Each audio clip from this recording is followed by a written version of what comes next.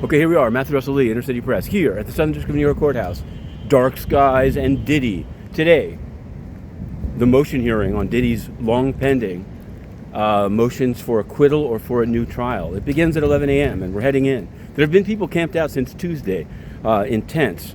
Now, some have been saying he could be released today. Seems highly unlikely to me. In the sense, mostly judges rarely rule, at least in SDNY, directly after the argument.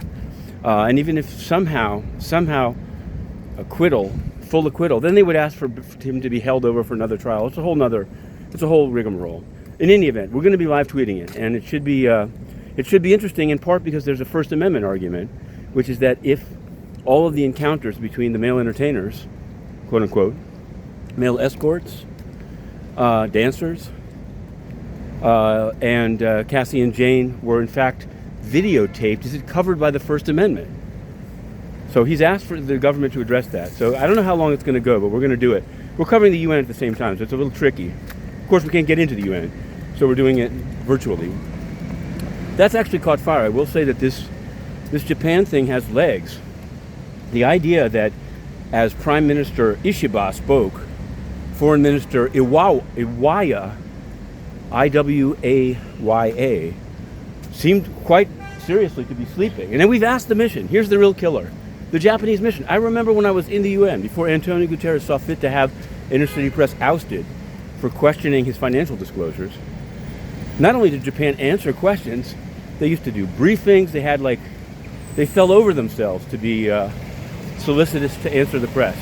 Now they can't even answer when Japanese media has picked up Inner City Press's reporting about the sleeping foreign minister. So a fish really does rot from the head. When Antonio Guterres, basically these countries, these missions are all a big scam.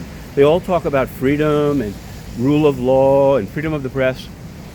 But if one corrupt leader of the UN says this media's got to go, they all just look the other way. Well, we're not. We're pushing.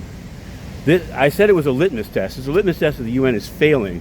But our reporting goes on. We reported on, interestingly enough, Paraguay, out of nowhere, brought up Charlie Kirk. So that was a hat tip. There's been a lot of things. There's about to be Mahmoud Abbas by video, so we're going to try to cover that. But the big thing is coming up. Now, what else can we say? The NYCHA cases, the old New York City Housing Project cases, 70 guys were indicted. There's 4 left out there, including a Garth Small, who's going to trial. Garth Small, he's going to trial. And he's saying that these contractors, semi-cooperators, contractors, are not to be believed. So we're going to cover that trial. It was overcharged. Here's a case that may be, I don't want to say undercharged, undercovered. La Luz del Mundo. This church from Guadalajara, Mexico is really something.